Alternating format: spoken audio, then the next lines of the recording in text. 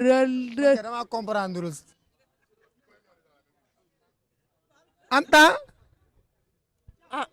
en tant que infi kii ok loolu nga bëgg a wax en tant que influenceur ak lan li ko ba bàyyi ko kii non non non mun yow munoo gedd man munuma sànq damaa doon gedd xam nga wax mais man gedd tuma da ngay wax billaay yërëm naa la teel ma li yow assistant man